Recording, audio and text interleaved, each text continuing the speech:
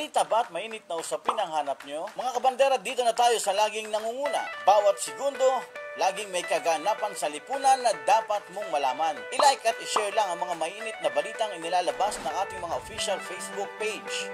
Huwag kalimutang i-like at i-follow ang ating kalawang official Facebook page, Bandera News TV Philippines. Bandera News TV Philippines. Ito po ang inyong kabandera, Paul Henderson. Basta Radio, ibandera mo!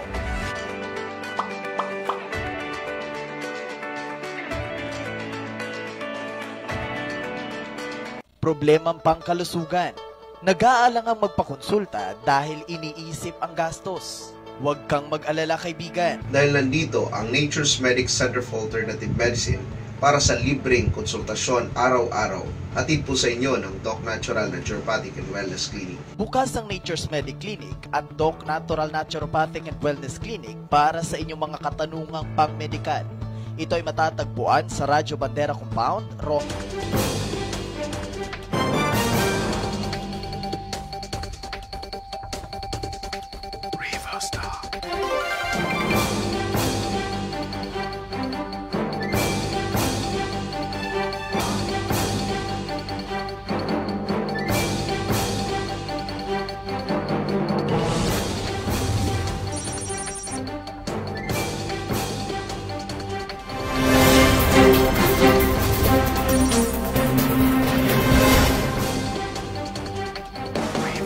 Magandang hapon lungsod ng Puerto Princesa, magandang hapon lalawigan ng Palawan. Ito ang Alerto 38.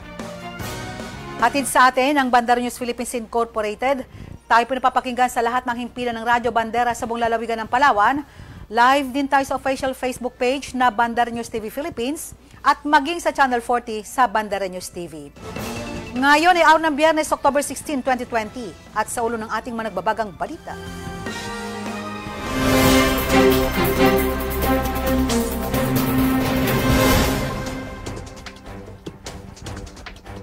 Third-month pay ng mga manggagawa dapat ibigay ng mga employers ayon sa DOLE.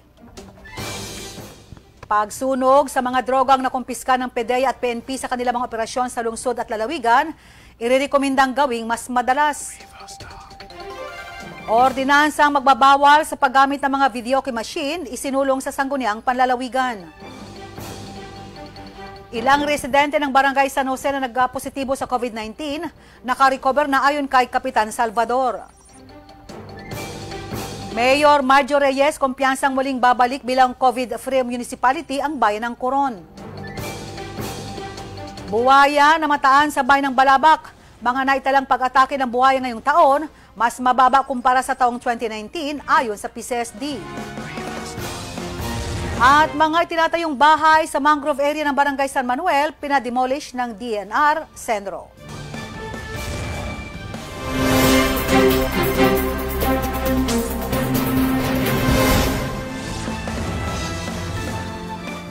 Sa detalye natin mga balita, good news muna tayo. Tuloy ang pagbibigay ng 13th month pay sa buwan ng Disyembre para sa mga manggagawa. Ito ang nilinaw ng Department of Labor and Employment o DOLE. Makaraang maging usap-usapan na maaaring maantala ito dahil maraming kumpanya ang naapektuhan ng COVID-19 pandemic. Ayon sa DOLE, malinaw na nakasaad sa batas na dapat makatanggap ang mga manggagawa ng kanilang 13th month pay benefits bago o sa December 24 at hindi ito dapat na ipagpaliban. Samantala, tiniyak naman ni DOLE Secretary Silvestre Bello III na gagawa ng paraan ng pamahalaan para mabigyan ng subsidiya ang mga kumpanyang mahirap pang magbayad ng 13th month pay.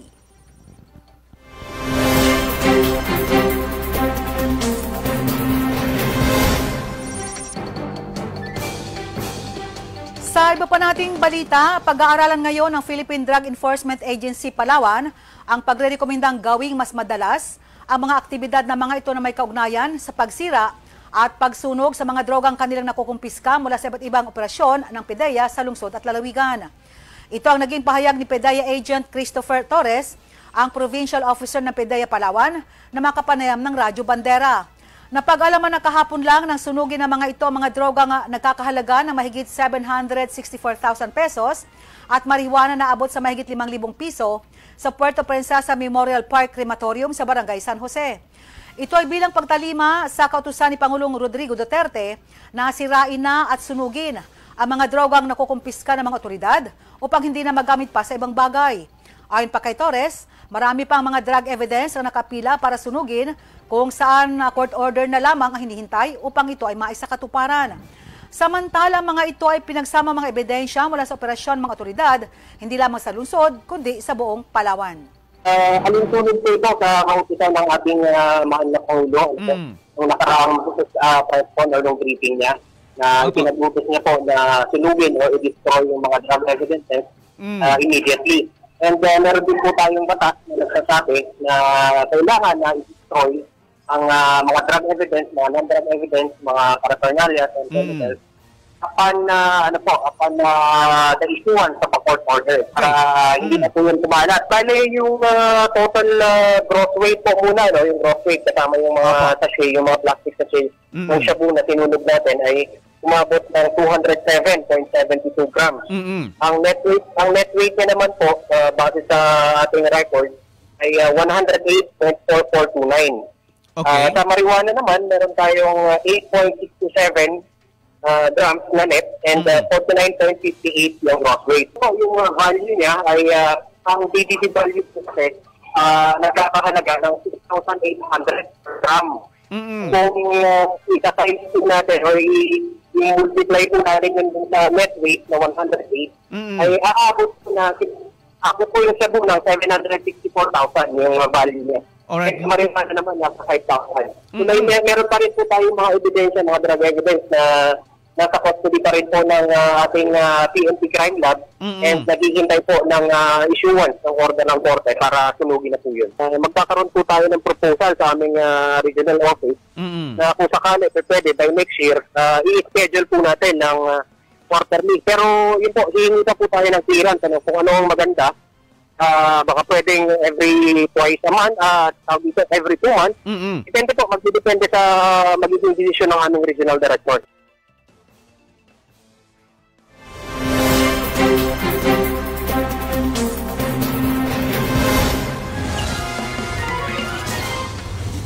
Karagdagan pa sa ating mga balita, ordinansang magbabawal sa paggamit ng mga videoke machine, isinulong sa Sangguniang Panlalawigan. Para sa detalye ng balitang yan, Paul Henderson, ibandera mo.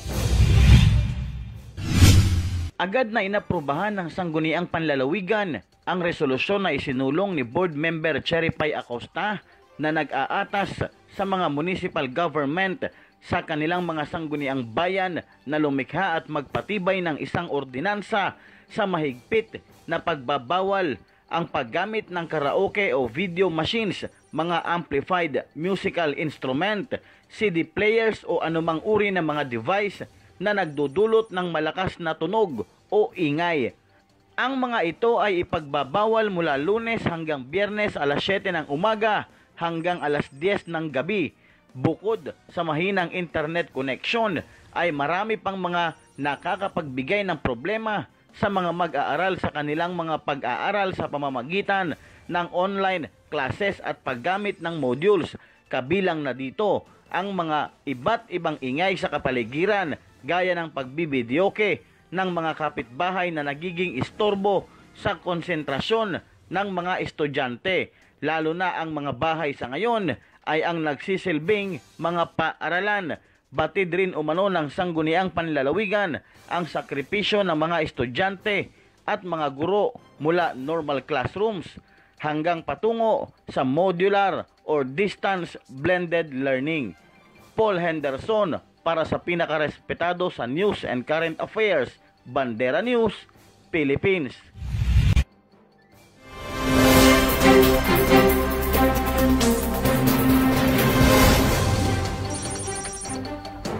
Karagdagan pa sa ating mga balita, ilang residente ng Barangay San Jose nagpositibo sa COVID-19, nakarecover na ayon kay Kapitan Salvador. Bing Bataga, ibandera mo. Nagnegatibo na sa ngayon ang ilang nagpositibo sa COVID-19 sa Barangay San Jose dito sa lungsod ng Puerto Princesa. Kung matatandaan, kamakailan lamang ay nagkaroon ng 6 na individual na nagpositibo sa COVID-19. Sa panayam kay Kapitan Estrella Salvador, punong barangay sa lugar, sinabi nito na sa ngayon ay mayroon ng gumagaling at tinatapos na lamang ng mga ito ang quarantine. Sa 6 nating positibo, may mga nag-negative na po. Pero ito ay hindi pa rin sila nakakalabas. Dahil tinatapos pa rin nila yung quarantine nila bago sila uuwi. Kami naman sa barangay, ginagawa namin lahat ang makakaya namin upang masubaybayan namin yung mga lugar na ito. At hindi lang yung lugar na kung saan ay malapit na may nagpositibo.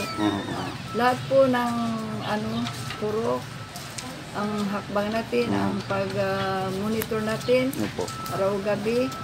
Subalit, likas na yung iba, may katigasan ng ulo, hindi pa rin sila gumagamit ng face mask. Kaya kami sa barangay, kagaya ng yung mga nalaman namin na nag-home quarantine, meron kami na ipapaabot na ayuda. Base sa pinaparating sa akin na yung dalawang pamilya na kumukontak sa akin, sila ay okay na, tinatapos na lang yung yung quarantine sa kanila. Pero nagpapasalamat, malaki rin ang pasasalamat nila sa barangay council sa ayuda na ibibigay natin. Sinabi pa ng opisyal na sa kabila ng pagtulong nito ngayong panahon ng pandemya ay marami pa rin umanong sumasama ang loob sa kanya na labis naman itong ikinadismaya. May mga sumasama pa rin ang loob. So sa mga tao na sabi ko nga, bilang kapitan, hindi naman pwedeng manahimik lang ako. Lalo na isa akong babae. Kung sinasabi ng iba na ganito, ganoon, siguro naman hindi ako dapat magkampante sa sitwasyon natin na San Jose nagkaroon ng 6 na positibo. So, ginagawa naman natin lahat sa mga sumama ang loob. Magpasensya na po kasi bilang punong barangay, hindi pwedeng manahimik na lang ako sa isang tabi. Nagpalala rin ito sa mga nagsisingalong sa gabi na iwasan na lamang dahil sa mga nakakaistorbo na ito, lalo na sa mga kabataang nag-aaral sa kanilang mga tahanan. Sa mga nagsisingalong sa BGP, may bagong binabasa sa atin na mahigpit na pinagbabawal. Kaya nga po kami ay mamimigay ng kopya na binaba na mahigpit na pinagbabawal ang pag-videoke. Araw man at gabi kasi ito isa rin upang yung mga bata natin na nasabay na lang nagsisipag-aral, hindi sila madidistract. So, sa mga palainom, katulad yung nakaraan, na nakahubad pa, lalabas ng kalsada, pagsabihan natin, sila pa ang galit. So, kaya nasasabihin iba na ako ay mataray, pero siguro naman, sa una, magpakumbaba tayo. Pero kung sa susunod ay ganun pa rin ang reaksyon, siguro bilang tao, hindi naman may iwasan na magkakampante pa rin ako, lalo na mga lasing. Alas 10, sarado na yung mga tindahan. Subalit sila ay maaga pa bibili ng alak, mag-iinuman sabay nila. Bago lalabas, wag na po kayong lumabas. Pagdating ng alas 10, diyan na lang kayo sa inyo. Wag na kayong lalabas kung saan man kayo nag-inuman. Kung masita kayo ng mga barangay tanod natin, ng barangay official, yun ay ginagampanan namin yung tungkulin, ang pinairal na batas sa ating mga health protocol ngayon. Bing Bataga para sa pinakarespetado sa news in current affairs, Bandera News, Philippines.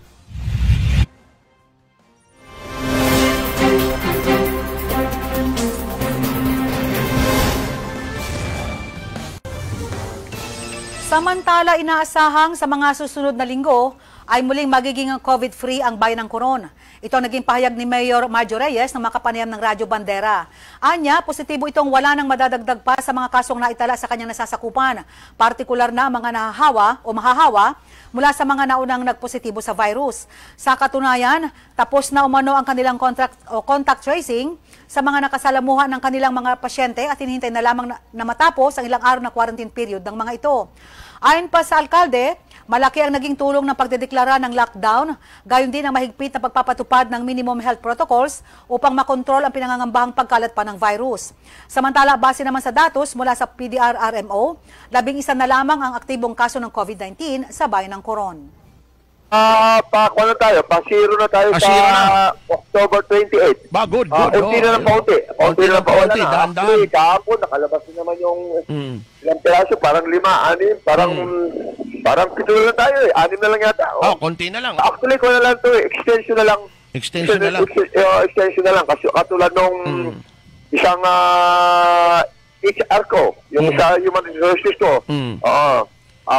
nakadilabas na yung dalawa at yung isa, sabi niya, magpapakwan lang ako. Mag-extension lang ako ng 7 araw pa. Sabi ko, sige lang, pagaling lang.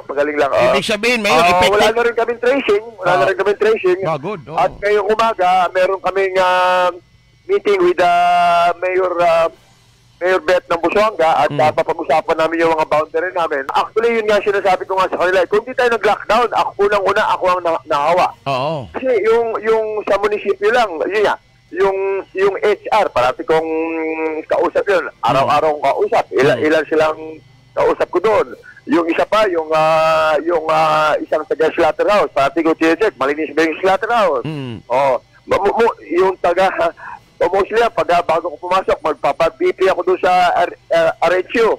So, pagka kung that time nahawa ko, problemang malaki. Mahirap na magsalita, pero mostly, maraming tao sa kusina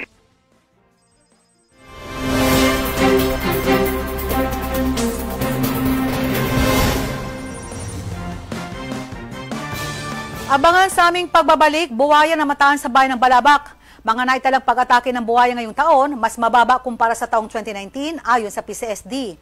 At mga itinatayong bahay sa mangrove area ng Barangay San Manuel, pinademolish ng DNR Senro. Yan iba pang mga balita abangan dito lang sa Alerto 38.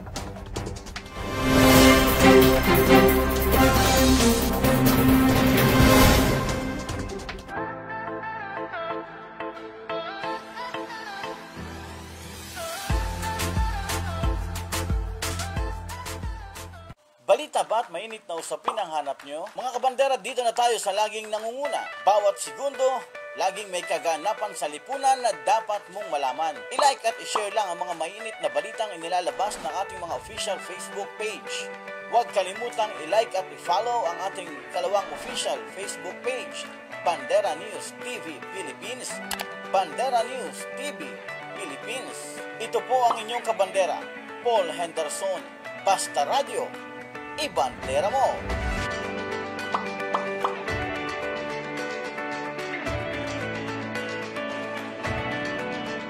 Problemang pangkalusugan. Nag-aalangang magpakonsulta dahil iniisip ang gastos. Huwag kang mag-alala, kaibigan. Dahil nandito ang Nature's Medic Center for Alternative Medicine para sa libreng konsultasyon araw-araw. Hatid po sa inyo ng Doc Natural Naturopathic and Wellness Clinic. Bukas ang Nature's Medic Clinic at Doc Natural Naturopathic and Wellness Clinic para sa inyong mga katanungang pangmedikal. Ito ay matatagpuan sa Radyo Bandera Compound, Rojas Street, Barangay Maligaya, Puerto Princesa City. Tara na at magpakonsulta. Ito po si Dr. Glenn Sanico ng Doc Natural Naturopathic and Wellness Clinic. Sama-sama po nating solusyonan ang karamdaman at panatilihing ang kalusugan ng ating pamilya.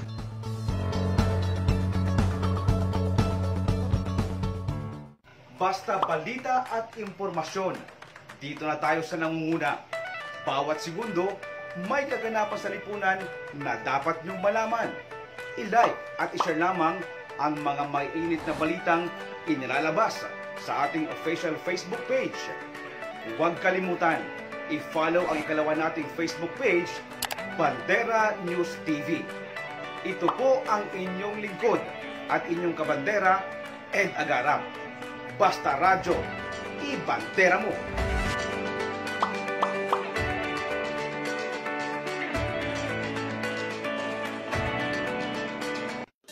Alam niyo ba na marami sa ating mga kababayan ang pinahihirapan ng sakit na diabetes? Alam niyo rin ba na tinatayang nasa 3.9 milyon na Pilipino ang nakakaranas ng sakit na ito? Kaya ikaw, kaibigan, huwag mong pababayaan ang iyong kalusugan. Ugaliing uminom ng Nature's Medic Serpentina Capsule. Gawa sa organic na sangka, kaya siguradong mabisa. Nature's Medic Serpentina Capsule. Proteksyon laban sa diabetes. Nakakatulong upang mapababa ang inyong blood sugar level. Di lang yan, mainam din itong proteksyon mula sa sakit na cancer. Dahil sa antioxidant properties nito na panglawan sa mga free radicals na nagiging sanhi ng cancer. Nature's Medic Serpentina Capsule. Ang ating cure mula sa nature. Basta balita at impormasyon, dito na tayo sa nangunguna. Bawat segundo, may kaganapan sa lipunan na dapat nating malaman. I-like at i-share lang ang mga balitang inilalabas sa ating official Facebook page, Huwag kalilimutang i-follow ang ating ikalawang Facebook page, ang Bandera News TV Philippines. Bandera News TV Philippines. Ito po ang inyong kabandera, Bing Bataga. Basta radyo, i-bandera mo!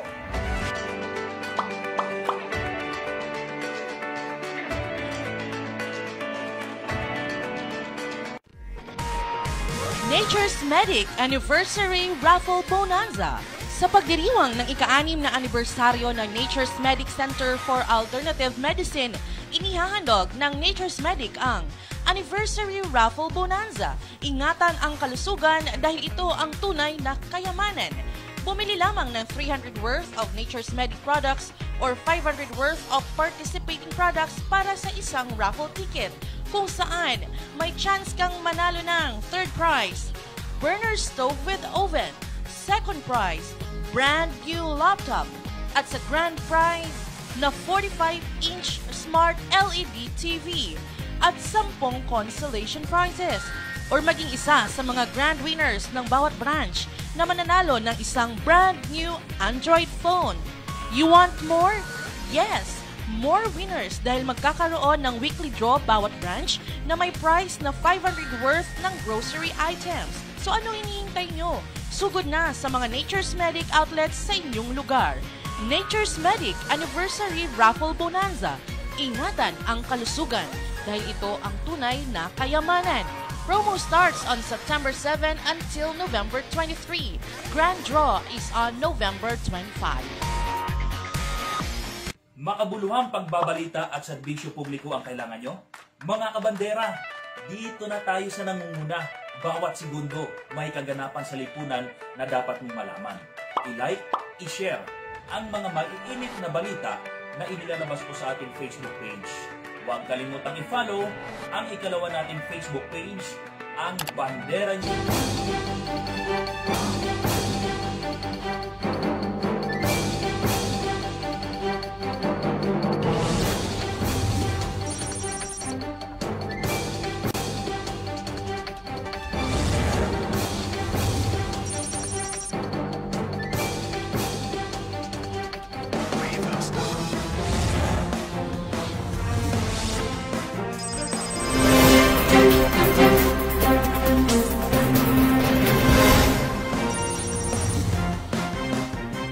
Karagdagan pa sa ating mga balita, muling naglabasan ngayon ang mga buhaya.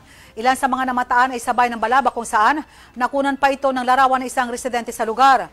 Agad namang ikinatakot ng karamihan ang paglitaw ng isang buhaya, habang ang ilan naman ay tila sanay ng makakita nito, lalo na ang mga nakatira sa lugar. Sa panayam kay PCSD spokesperson na Jovica Fabelio, sinabi nitong normal lang ang paglabas ng mga buhaya, lalo na ngayong tag-ulan at malamig ang panahon. Para sa kabuang detalye ng balitang yan, Ed Agarap, i-bandera mo. Normal lamang at walang dapat ikabahala ang mga residente ng bayan ng Balabac dahil sa paglabas ng buhaya na nakunan ng litrato habang ito ay nagpapainit sa araw. Ayon kasi kay Jovic Fabelio, kabilang ang buhaya sa mga cold-blooded animals, kaya pag malamig ang panahon, naghahanap ito ng mga lugar na mainit o may sikat ng araw. Ang ganyang klaseng behavior ng buhaya ay normal lamang para sa isang buhaya. Dahil kung tatanto natin, madalas na umuulan ngayon, ating lalamigan sa Palawan. At talagang yung temperature, kahit sa gabi, talagang pag matutulog sa malamig talaga, So, ang buhaya kasi kasama is cold-blooded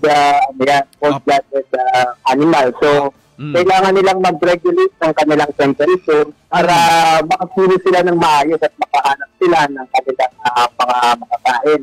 Pero nagbabala pa rin si Jovic Fabelio na bagamat hindi nakikitaan ng pagiging agresibo ang buhaya, ay huwag pa rin daw pakampante ang mga residente sa lugar dahil posible itong umatake anumang oras pag nabulabog sila, lalo na kapag nasa loob ka ng kanilang teritoryo dahil isa ang mga buhaya sa mga territorial animal. Hindi naman dahil ang tawag na natin dyan, basking, Kumbaga, nagbabasking lang sila, nagpapainit sila, ang sa gayon makatulong para sa kanilang pangangatawan, para naman mag-active sila, Ngunit kung hindi naman natin yan kasangkalain, dahil yan normal naman ang behavior ng ating mga buhaya, hindi naman siya delikado, Ang ano ko lang dyan kasama, huwag naman sana nilang lakitan o pula-puli. Correct, tama ka dyan, tama ka isa, Actually, napaka-highly territorial ng buhay at medyo malawak yung teritoryong nasasakupan yan. Bagamat wala pang mga crocodile attack ngayong taon, pinayuhan pa rin ni Fabilio ang publiko na huwag lalapit o papasok sa mga teritoryo ng buhaya para maiwasan na may muling mabiktima ang mga ito. Sa kagandahang kahit may pandemic kasamang ito, wala pa naman. Nagpapasalamat sa kami dahil wala talagang. Pero meron na minsan sa Balabak ata, nakagat daw sa may ulo banda. Pero yun lang yung tayo-tayo insidente ng tinatawag nating human crocodile conflict na nangyari. Sa buong taon ng 2020, kasama kaya kami talagang libot sa papasalamat dahil safe yung ating mga kababayan. Ed Agarap, para sa pinaka-respetado sa news and current affairs, Bandera News, Philippines.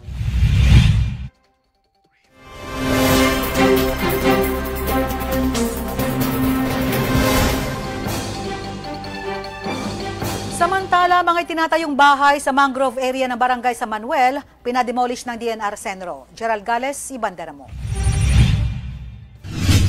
Muling tinungo ng DENR ang lugar kung saan makikita ang unti-unting pagtatayo ng mga bahay sa mangrove area sakop ng barangay San Manuel.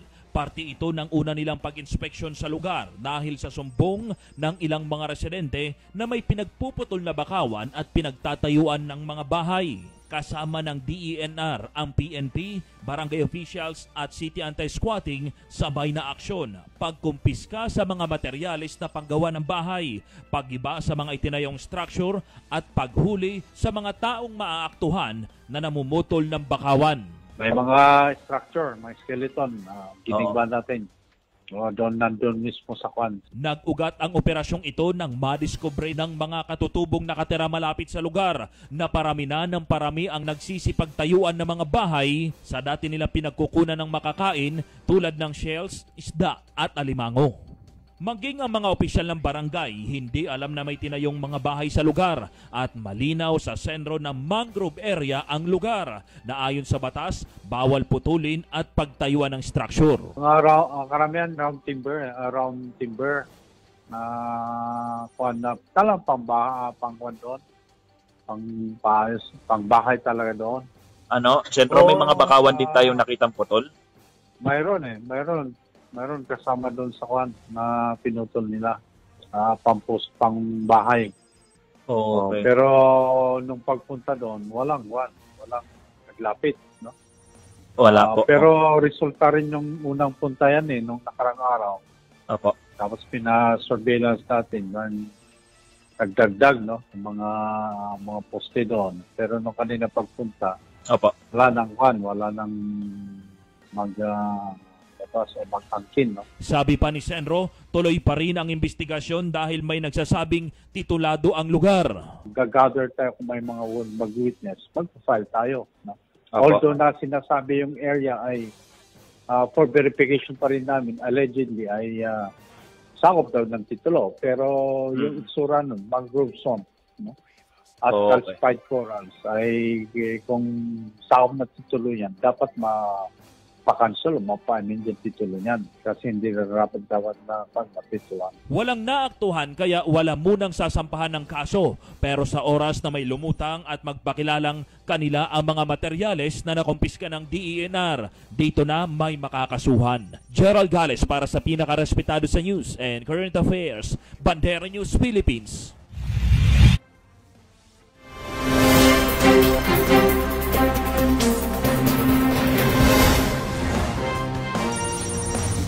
Bago tayo magpaalam, maraming salamat muna kay Riza Orquesa, ang exclusive distributor ng Smile Skin, Witch Pouch at mga authentic Korean products. At maraming salamat din sa Luigi Auto Works. Mga kabandera, sumanyang 38 minutong kabuuan ng mga balitang nakalap mula sa ating lungsod at lalawigan. Sa ngalan ng bumubuo ng Bandera News Team, ako yung tagapagbalita ko si Ludi Belio at ito ang Alerto 38.